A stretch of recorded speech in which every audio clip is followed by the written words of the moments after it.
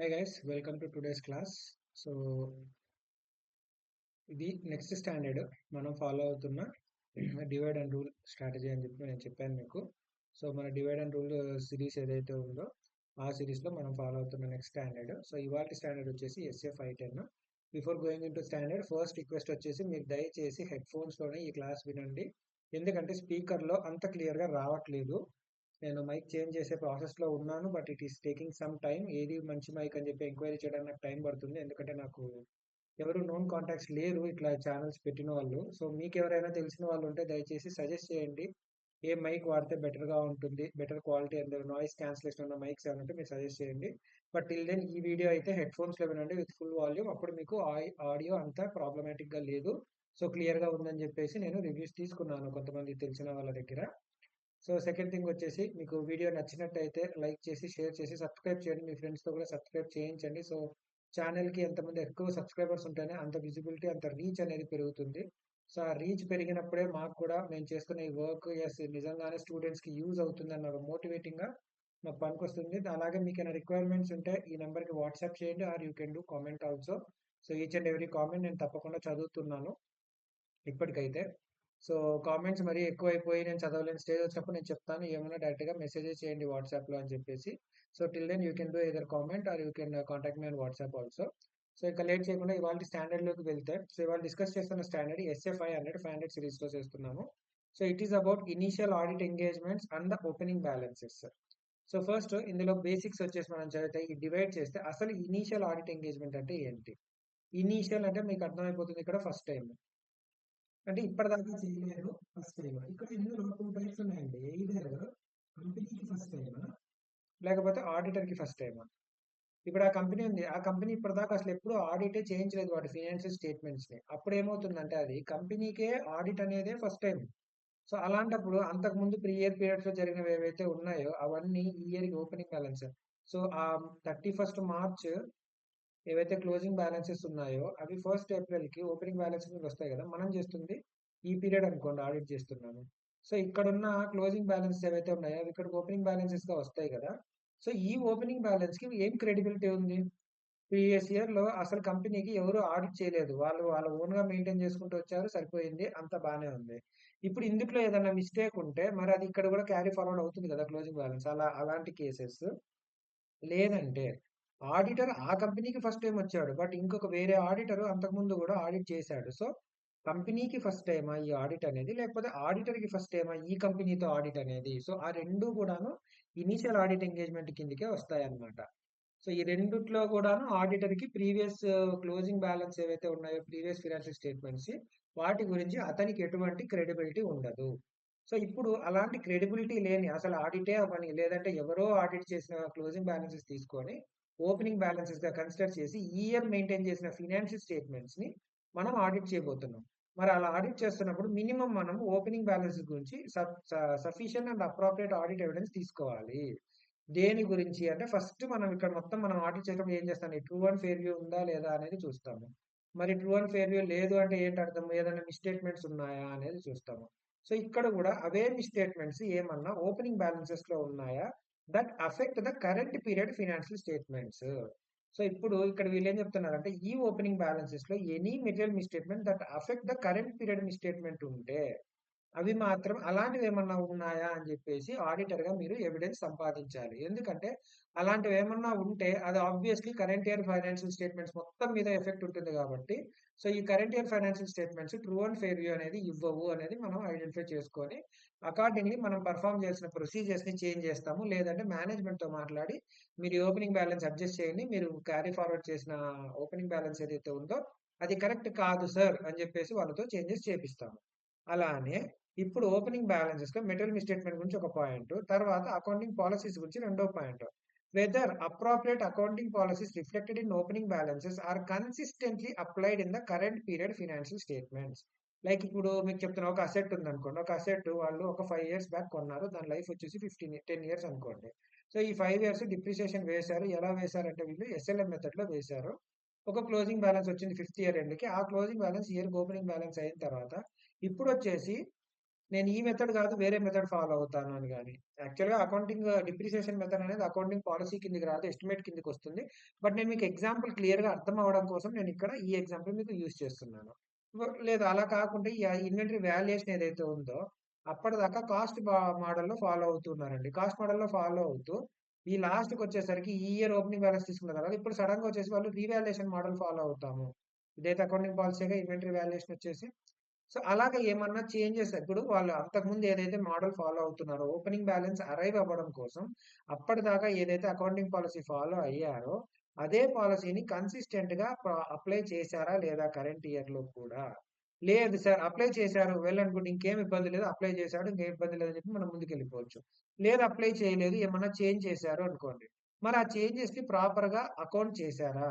అంటే ప్రాపర్‌గా డిస్క్లోజ్ చేశారా? ఈ ఇయర్‌లో మనము మన ఇన్వెంటరీ వాల్యుయేషన్ యొక్క మెథడాలజీని కంప్లీట్‌గా చేంజ్ చేయడం జరిగింది. చేంజ్ చేయడం వల్ల ఈ ఇయర్‌లో మనకు ఇంత ఎక్స్ అమౌంట్ అంతా మనకు ఎఫెక్ట్ పడింది. మన యొక్క కరెంట్ ఇయర్ ఫైనాన్షియల్ స్టేట్మెంట్స్ మీద అని చెప్పి ప్రాపర్‌గా ఆ డిఫరెన్స్‌ని అకౌంట్ చేసి అంత డిఫరెన్స్ వచ్చిందని మన అప్లికబుల్ ఫైనాన్షియల్ రిపోర్ట్ ఫ్రేమ్‌వర్క్ ఎలా ఉందో దాని ప్రకారం అడిక్వేట్‌గా డిస్క్లోజ్ చేశారా? Properly accounted, adequately disclosed. So, ఇవే అండి. ఈ అడ్జెక్టివ్స్ కూడా ఒక్కొక్కసారి ఇంపార్టెంట్ అవుతాయి. మనకు మన ఆన్సర్ యొక్క స్టేటస్‌ని పెంచడం కోసం. ఓకేనా? సో, నెక్స్ట్ వచ్చేసి ఈ 2 ఏమన్నా మిస్‌స్టేట్‌మెంట్స్ ఏమన్నా ఉన్నాయా? మెటీరియల్ మిస్‌స్టేట్‌మెంట్స్. అకౌంటింగ్ పాలిసీస్ ఏమన్నా ఎట్లున్నాయి? ఇప్పుడు మ్యాప్ అనేది గుర్తుపెట్టుకోండి. Material statements, accounting policies map గురించి sufficient and appropriate audit evidence తీసుకోవాలి ఆడిటరు. నెక్స్ట్ మరి సరే సఫిషియెంట్ అప్రోప్రియేట్ ఆడిట్ ఎవిడెన్స్ తీసుకోవాలి అని అంటున్నాం. మరి ఎలా తీసుకోవాలి? ఏం చేసి తీసుకోవాలంటే ఇక్కడ ఫస్ట్ థింగ్ వచ్చేసి you have to perform certain general audit procedures. ఈ జనరల్ ఆడిట్ ప్రొసీజర్స్ అంటే ఏమేమి ఉంటాయంటే first you have to obtain sufficient and appropriate audit evidence with respect to opening balances by determining whether the prior period closing balances are correctly brought forward. అంటే ఏం లేదండి ఇక్కడ రూ. 1000 ఉంది క్లోజింగ్ బ్యాలెన్స్. ఇదే రూ. 1000ని ఓపెనింగ్ బ్యాలెన్స్ గా correct గానే తెచ్చారా లేదా? Simple thing. లేదంటే ఇక్కడ 1000 ఉన్నదాన్ని ఇక్కడ 100 అయిపోయిందా? లేదంటే 10,000 అయిపోయిందా? ఇట్లాంటి మిస్టేక్స్ లేకుండా ప్రాపర్ గా క్యారీ ఫార్వర్డ్ అయినాయా, బ్రాట్ ఫార్వర్డ్ అయినాయా లేదా అనేది చెక్ చేయాలి మనం. సో ఫస్ట్ కీవర్డ్ వచ్చేసి whether they are correctly brought forward. ఒకవేళ లేదు కరెక్ట్ గా లేదు అని అడ్జస్ట్మెంట్ చేసామంటే మరి దాన్ని కరెంట్ ఇయర్ పిఎన్ఎల్ లో ఎంత ఎఫెక్ట్ ఉన్నది ప్రాపర్ గా డిస్క్లోజ్ చేసామా? ప్రయర్ పీరియడ్ ఐటమ్ కింద డిస్క్లోజ్ చేయాలి దాన్ని. ఎందుకంటే అది కరెంట్ ఇయర్ కి సంబంధించింది కాదు. అది ప్రీవియస్ పీరియడ్ కి సంబంధించిన ఒక ఎఫెక్ట్ కరెంట్ ఇయర్ పిఎన్ఎల్ మీద పడింది అని చెప్పి క్లియర్ గా చూపించుండాలి. ఒకవేళ కరెక్ట్ గా బ్రాడ్ ఫార్వర్డ్ చేయకపోతే. సో ఫస్ట్ కీవర్డ్ వచ్చేసి ఉన్నది ఉన్నట్టు మక్కీకి మక్కీ దించు అనువదించు అని చెప్పి ఒక మనకి తెలుగులో ఒక మీమ్ కూడా ఉంటుందన్నమాట. సో అలాగే ఉన్నది ఉన్నట్టు తెచ్చామా లేదా అంతే. దాని తర్వాత ఇప్పుడు ఉన్నది ఉన్నట్టు తేలేదనుకో దాని అర్థం ఏంటండి? తప్పు తెచ్చాము అంటే అది మిస్‌స్టేట్‌మెంట్ లాగా దాన్ని కన్సిడర్ చేయొచ్చు. అలానే సెకండ్ పాయింట్ మళ్ళీ అగైన్ అకౌంటింగ్ పాలిసీస్ గురించే. ఈ ఓపెనింగ్ బ్యాలెన్సెస్‌లో అంతకుముందు ఏవైతే అకౌంటింగ్ పాలిసీస్ ఫాలో అయ్యామో అవి ప్రాపర్ గానే రిఫ్లెక్ట్ అవుతున్నాయా లేదా అనేది చూడాలి. సో ఇక్కడ కూడా వాటి గురించే సేమ్ మెటీరియల్ మిస్‌స్టేట్‌మెంట్ ఉందా అంటే కరెక్ట్‌గా క్యారీ ఫార్వర్డ్ చేయకపోతే మిస్‌స్టేట్‌మెంట్ ఉన్నట్టు. అన్నట్టుగా ఒక మీకు జస్ట్ గుడ్డి గుర్తులాగా మ్యాప్ చేసుకోవచ్చు. ఇక్కడ 2 పాయింట్స్ ఉన్నాయి కదా! ఈ 2 పాయింట్స్‌కి ఈ 2 పాయింట్స్‌ని మ్యాప్ చేసుకోవచ్చు అని నేను మీకు అలా చెప్తున్నానన్నమాట. థర్డ్ థింగ్ వచ్చేసి సరే ఈ 2 కాకుండా ఇంకా ఏమన్నా అదర్ ప్రొసీజర్స్ జనరల్‌గా పెర్ఫార్మ్ చేయాల్సినవి ఏంటంటే ఇప్పుడు కంపెనీకి నేను 2 టైమ్స్ చెప్పాను. ఇనీషియల్ అంటే ఫస్ట్ టైప్ అని చెప్పాను. ఈ ఫస్ట్ టైప్‌లో 2 టైప్స్ ఉన్నాయి. ఫస్ట్ వచ్చేసి కంపెనీకే ఫస్ట్ టైమ్ లేదంటే ఆడిటర్‌కి ఫస్ట్ టైమ్. ఒకవేళ నీకు ఫస్ట్ టైమ్ అయితే అంతకుముందు ఆడిట్ అయ్యింది. నువ్వు చేయలేదు. బట్ వేరే ఎవరైతే ఆడిట్ చేశారు కదా! మరి ఆ ఆడిటెడ్ ఫైనాన్షియల్ స్టేట్‌మెంట్స్‌ని ఒక్కసారి చూడండి. చూడడాన్ని ఇక్కడ పెరూజింగ్ అనే వర్డ్ వాడతారు. ఇది కీవర్డ్ అండి. మీరు కూడా పెరూజింగ్ అనే వర్డ్‌ని బై హార్ట్ చేయండి. ఇలాంటి వర్డ్స్ ఉన్నట్టు పడితేనే మీకు ఆ టెక్నికల్ లాంగ్వేజ్ కూడా మీకు వచ్చు అని చెప్పి ఇవాల్యుయేటర్‌కి అర్థమవుతుంది. సో, ప్రీవియస్ ఇయర్‌కి సంబంధించిన ఫైనాన్షియల్ స్టేట్‌మెంట్స్ ఏవైతే ఆడిటెడ్ ఉన్నాయో వాటిని ఒకసారి చూడండి. చూసి అంతా బానే ఉందా అని చెప్పి చూడండి. దాని తర్వాత కరెంట్ ఇయర్‌లో పెర్ఫార్మ్ చేస్తున్న ఆడిట్ ప్రొసీజర్స్ ద్వారా ఏదన్నా ఓపెనింగ్ బ్యాలెన్స్‌కి సంబంధించినవి చూడడానికి పాసిబుల్ అవుతుందేమో చెక్ చేయండి. దీనికి బెస్ట్ ఎగ్జాంపుల్ వచ్చేసి మీకు ఇన్వెంటరీ. సో, ఇప్పుడు ఇన్వెంటరీ ఉందండి. ఓపెనింగ్ బ్యాలెన్స్ ఉంది. మీకు తెలీదు ఓపెనింగ్ బ్యాలెన్స్ యొక్క క్రెడిబిలిటీ మీకు తెలీదు. సో, ఈ ఇయర్‌లో ప్లస్ పర్చేజెస్ ఉన్నాయి. మైనస్ సేల్స్ ఉన్నాయి. ఇక్కడ క్లోజింగ్ బ్యాలెన్స్ వస్తుందా? సో, ఈ క్లోజింగ్ బ్యాలెన్స్ అరైవ్ అయ్యడానికి మనకు ఏం చేస్తామంటే ఆడిటర్‌గా మనము ఏదైతే ఫిజికల్ ఇన్వెంటరీ కౌంట్ అయితే ఉంటుందో, ఆ కౌంట్‌ని ఆ ఫిజికల్ ఇన్వెంటరీ కౌంట్ ఏదైతే ఉందో ఆ కౌంట్ ని మనం ఆడిటర్ గా అటెండ్ అయ్యామనుకోండి. అటెండ్ అయ్యి ఓకే మొత్తం ఇప్పుడు ఎంత ఉన్నాయి, మొత్తం 10,00,000 సరుకు ఉంది మన దగ్గర అని తెలిసిందనుకో. ఈ 10,00,000 సరుకు మళ్ళీ ఈ పర్చేజెస్ అన్ని ఉన్నాయా లేదా అని మీరు వౌచింగ్ ద్వారా ఐడెంటిఫై చేస్తారు. సేల్స్ అన్ని ప్రాపర్ గా జరిగినాయా లేదా అని కూడా మనం కరెంట్ ఇయర్ మన ఆడిట్ ప్రొసీజర్స్ బట్టి చేస్తాం కదా. ఇప్పుడు ఫర్ ఎగ్జాంపుల్ ఇక్కడ వచ్చేసి పర్చేజెస్ వచ్చేసి ఒక 15,00,000 ఉన్నాయి. సేల్స్ వచ్చేసి ఒక 3,00,000 ఉన్నాయి అనుకోండి. అప్పుడు మనం ఏం చేస్తాం, ఇది opening balance plus 15 minus 3 is equals to 10 అవ్వాలి కదా. క్లోజింగ్ బ్యాలెన్స్ మనం ఇక్కడ ఐడెంటిఫై చేసాం కాబట్టి. సో 10 ప్లస్ 3 మైనస్ 15 చొప్పున ఇట్లా చూసుకుంటే అసలు ఓపెనింగ్ బ్యాలెన్స్ ఫిగర్ నెగిటివ్ వస్తుంది. ఇక్కడ 15లో 2 పోతే ఇంకా 12 ఉండాలి. ఇక్కడ చూస్తేనేమో 10 ఉన్నాయి. అంటే ఇక్కడ సారీ, ఈ ఎగ్జాంపుల్ లో మీకు ఏంటంటే కరెంట్ ఇయర్ లో కూడా తప్పు ఉంది అన్నట్టు ఐడెంటిఫై అవుతుంది. అలా కాకుండా మాట్లాడితే సరే, ఇక్కడ 10 ఉన్నాయి అనుకోండి పర్చేజెస్. పర్చేజెస్ 10 ఉన్నాయి. అప్పుడు ఏమవ్వాలి, 10 మైనస్ 3 3 ఉండాలి ఓపెనింగ్ బ్యాలెన్స్. అంతే కదా. 3 ప్లస్ 10 మైనస్ 3 పోతే 10 ఉండాలి. ఈ 10 మనం వెరిఫై చేసాం, ఈ 3 వెరిఫై చేసాం, ఈ 10 పర్చేజెస్ వెరిఫై చేసాం కరెంట్ లో. సో అలా రివర్స్ క్యాలిక్యులేషన్ లో మీరు ఓపెనింగ్ బ్యాలెన్స్ ఎంత ఉంది అనేది ఐడెంటిఫై చేయడానికి పాసిబుల్ ఉంటుంది కదా. సో అలాగా ప్రీవియస్ ఆడిట్ స్టేట్మెంట్ అయితే వాటిని ఆడిట్ అయినా వాటిని చెక్ చేయండి. లేదంటే కరెంట్ ఆడిట్ ప్రొసీజర్స్ లో దాన్ని బట్టి ఓపెనింగ్ బ్యాలెన్స్ గురించి ఏమైనా ఎవిడెన్స్ దొరికే అవకాశం ఉంటే అవి కూడా చూడండి. జస్ట్ ఈ కరెంట్ ఇయర్ క్లోజింగ్ బ్యాలెన్స్ 10 ఉండాలి అని చూపించాడు, ఆ 10కి 10 ఉందా లేదా అని చెప్పి చూసుకొని చేతులు దులిపేసుకొని వెళ్ళిపోకుండా అలా రివర్స్ క్యాలిక్యులేషన్ చేసి ఓపెనింగ్ బ్యాలెన్స్ కూడా కరెక్ట్ ఉందా లేదా ఒకసారి చెక్ చేయండి అని చెప్పి చెప్తున్నారు అనమాట. సో ఇది మామూలుగా జనరల్ గా పర్ఫామ్ చేసే ప్రొసీజర్స్ ద్వారా మీకేమైనా ఓపెనింగ్ బ్యాలెన్స్ గురించి కూడా క్లారిటీ ఏమన్నా వచ్చే విధానం ఉంటే ఆ విధానాన్ని కూడా అనుసరించండి అని చెప్తున్నారు. దాని తర్వాత వచ్చేసి కొన్ని వాటికి మటుకు స్పెసిఫిక్ గా ఆడిట్ ప్రొసీజర్స్ కొన్ని పర్ఫామ్ చేయండి. కేవలం ఓపెనింగ్ బ్యాలెన్స్ ఎలా ఉంది, ఎంత ఉంది అని కనుక్కోవడం కోసమే కొన్ని పర్ఫామ్ చేయండి అని చెప్తున్నారు. ఇక్కడ ఏంటంటే మీరు కరెంట్ ఇయర్ కి పర్ఫామ్ చేసే దాని ద్వారా మీకు అడిషనల్ గా బై ప్రొడక్ట్ గా ఓపెనింగ్ బ్యాలెన్స్ కూడా ఏమైనా వస్తుందేమో చూడండి అని చెప్తున్నారు. ఇక్కడేమో అదే పనిగా ఓపెనింగ్ బ్యాలెన్సెస్ కరెక్ట్ ఉన్నాయా లేదా అని తెలుసుకోవడం కోసం కొన్ని స్పెసిఫైడ్ ఆడిట్ ప్రాసెస్ పర్ఫామ్ చేయండి అని చెప్తున్నారు. అలాంటి స్పెసిఫైడ్ ఏంటంటే ఇక్కడ కొన్ని examples. For example current asset, current liability ఉందనుకోండి. ఇక్కడ కూడా current year audit process perform చేసేటప్పుడే మీకు వీటి గురించి కూడా ఏమైనా తెలుస్తుందా అని చెప్పి ఒక కన్నేసి ఉంచండి దీని మీద.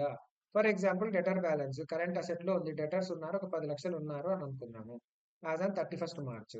అప్పుడు April, May, June for example ఈ క్వార్టర్ లో ఈ Q1 ఏదైతే ఉందో ఈ Q1 లో మీకు ఏమైనా రికవరీస్ అయినాయా లేదా, ఈ 10,00,000 వరకు ఏదైతే డెటర్స్ ఉన్నారో అని అంటున్నారో అవి రికవర్ అయినాయా లేదా చూస్తే దాన్ని బట్టి మీరు ఓకే 10,00,000 డబ్బులు వచ్చినాయి అంటే 10,00,000 డెటర్స్ కూడా ఉన్నట్టే కదా. లేకపోతే ఎవడు వచ్చి డబ్బులైతే ఇవ్వడు కదా వాడు మనకు బాకీ లేనప్పుడు అని చెప్పి అలాగా. అలాగే అదర్ అసెట్ అండ్ లయబిలిటీకి కూడా వేరే రికార్డ్స్ ఏమన్నా వెరిఫై చేయండి. ఇప్పుడు బ్యాంక్ లోన్ ఉంది, ఈ బ్యాంక్ లోన్స్ ఏమైనా తీసుకొని ఉంటే ఆ బ్యాంక్ లోన్ డాక్యుమెంట్స్ వెరిఫై చేయండి. లేదంటే బ్యాంక్ కి ఒక లెటర్ రాసి కన్ఫర్మేషన్ తీసుకోండి. మీ నుంచి మా వాడు నిజంగానే ఇంత లోన్ తీసుకున్నాడా, మీ దగ్గర మా వాడు ఇంత FD పెట్టాడా, ఇలాంటివి. ఓకేనా. సో ఇక కరెంట్ అసెట్, కరెంట్ లయబిలిటీకి అయితే కరెంట్ ఆడిట్ ప్రొసీజర్స్ లోనే మీరు కనిపెట్టేయచ్చు. అదర్ అసెట్, అదర్ లయబిలిటీకి అయితే రికార్డ్స్ వెరిఫై చేసి కన్ఫర్మేషన్స్ తీసుకోవడం, ఇలాంటి అదర్ ప్రొసీజర్స్ పర్ఫామ్ చేయండి అని చెప్తున్నారు. సో ఈ పర్ఫామ్ చేసిన తర్వాత ఇక్కడ జనరిక్ గా కొన్ని పర్ఫామ్ చేస్తున్నాము, ఇక్కడ స్పెసిఫిక్ గా కొన్ని పర్ఫామ్ చేస్తున్నాము. ఈ రెండు పర్ఫామ్ చేసినప్పుడు ఫర్ ఎగ్జాంపుల్ మనకు మీ స్టేట్మెంట్ దొరికింది అనుకోండి. అప్పుడు ఏం చేయాలి అంటే ఏం లేదండి, సింపుల్ గా ఆ మేనేజ్మెంట్ TCWG ఎవరైతే ఉన్నారో వాళ్ళ కమ్యూనికేట్ చేస్తాము. కమ్యూనికేట్ చేసినప్పుడు ఏమని చెప్తాం మనం ఇక్కడ, సో మీరు ఆ చేంజెస్ ఏవైతే ఉంటాయో ఆ చేంజెస్ చేయండి అని అడుగుతాము. వాళ్ళు లేదండి చేంజ్ చేయడం కుదరదు అంటే ఆబ్వియస్లీ మనం నెక్స్ట్ రీజన్స్ ఎందుకు చేంజ్ చేయరు, దాని తర్వాత దాని యొక్క ఎఫెక్ట్ ఏంటి మీరు చేంజ్ చేయకపోతే అనేది ఆడిటర్ గా మనం ఇవాల్యుయేట్ చేసుకోవాలి. సో దాని తర్వాత ఒకవేళ ఓపెనింగ్ బ్యాలెన్సెస్ గురించి అసలు అతను ఎన్ని ట్రై చేసినా కానీ ఇప్పుడు ప్రీవియస్ ఇయర్ ఆడిట్ ఏమైనా వెరిఫై చేద్దామా అంటేనేమో ప్రీవియస్ లో ఆడిటే అవ్వలేదు. పోనీ current year proper current procedures నుంచి ఏదైనా వెరిఫై చేసి పట్టుకుందామా అంటేనేమో వాళ్ళు కరెంట్ ఇయర్ కూడా ప్రాపర్ గా రికార్డ్స్ మెయింటైన్ చేయలేదు. అసలు మనం ఎంత గింజుకున్నా ఎన్ని రకాలుగా శత విధాలా ప్రయత్నించినా కూడా మనకు ఓపెనింగ్ బ్యాలెన్స్ గురించి మటుకు అవి ఎవిడెన్స్ ప్రాపర్ గా దొరకట్లేదు. నీకు నమ్మకం కలగట్లేదు ఓపెనింగ్ బ్యాలెన్స్ లో ఎటువంటి మిస్టేక్ లేదు అని. సో అనేబుల్ కాబట్టి ఆబ్వియస్లీ ఏం చేస్తాం, డిస్క్లైమర్ ఇచ్చేస్తాం. డిస్క్లైమర్ ఇచ్చేంత పెద్దది కాకపోతే క్వాలిఫై చేస్తాం. మాకు ఓపెనింగ్ బ్యాలెన్స్ మీద కొంచెం డౌట్ గానే ఉంది, మేము మా శాయశక్తిలా ప్రయత్నించాము కానీ మనకు అంత క్లియర్ గా దొరకలేదు, అట్టని చెప్పి క్లియర్ గా తప్పు ఉన్నాయని కూడా మాకు అనిపించలేదు అన్నప్పుడు క్వాలిఫైడ్ ఇస్తాము. లేదు చాలా తేడాగా ఉంది మన వల్ల అవ్వట్లేదు అన్నప్పుడు డిస్క్లైమర్ ఇస్తాము. ఒకవేళ అలా కాకుండా మనకు ఓపెనింగ్ మనం ఎవిడెన్స్ కోసం ప్రయత్నం చేసే ఆ పద్ధతిలో ఆ ప్రాసెస్ లో మెటీరియల్ మిస్టేట్మెంటే దొరికింది మనకు, అది ప్రాపర్ గా అకౌంట్ చేయలేదు, అడ్జస్ట్ చేయలేదు. ఈ చేంజెస్ అన్నాం కదా, ఈ చేంజెస్ చేయలేదు, చేయకపోవడం వల్ల చాలా ట్రూ అండ్ ఫెయిర్ వ్యూ ఏదైతే ఉందో అది డిస్టార్ట్ అయిపోయింది ఫినాన్షియల్ స్టేట్మెంట్స్‌ది. అప్పుడు ఏం చేస్తాము? సో, కరెక్ట్‌గా లేదు కాబట్టి అడ్వర్స్ ఇచ్చేస్తాము. లేదా అడ్వర్స్ ఇచ్చేంత పెద్దది కాకపోతే క్వాలిఫైడ్ ఇస్తాము. అంతే కదా! మీకు క్వాలిఫైడ్‌కి, అడ్వర్స్‌కి, డిస్క్లైమర్‌కి తేడా మీరు ఆల్రెడీ సీఏ ఇంటర్‌లో చదివుంటారు. బట్ తర్వాత కూడా మనం పోను పోను డిస్కస్ చేస్తాము. ఎలా ఉండబోతుంది ఏంటని. అలానే ఇప్పుడు ఇవి 2 పాయింట్స్ మీరు చూసినట్టయితే ఇవి 2 మనం ఫస్ట్ పేజ్‌లో చూసిన పాయింట్సే అండి. ఇక్కడ చూసారా? He has to obtain sufficient and appropriate audit evidence whether there are any misstatements in the opening balance or whether the accounting policies are consistently applied. ఓకేనా? సో, అలానే ఇక్కడ అకౌంటింగ్ పాలిసీ ఏదైనా ఉంటే కూడా అది కన్సిస్టెంట్‌గా అప్లై లేకపోయినా, అప్లై చేయట్లేదన్నా ప్రాపర్‌గా రిఫ్లెక్ట్ చేయకపోయినా ఒపీనియన్‌ని మోడిఫై చేయాలి అని చెప్పి ఈ స్టాండర్డ్ మనకు చెప్తుందండి. ఇదే అండి చిన్న స్టాండర్డ్ చాలా సింపుల్ ఏముండదు. కానీ కొంతమంది ఎక్కువ కన్‌ఫ్యూజ్ అవుతూ ఉంటారు ఏంటి అని చెప్పేసి.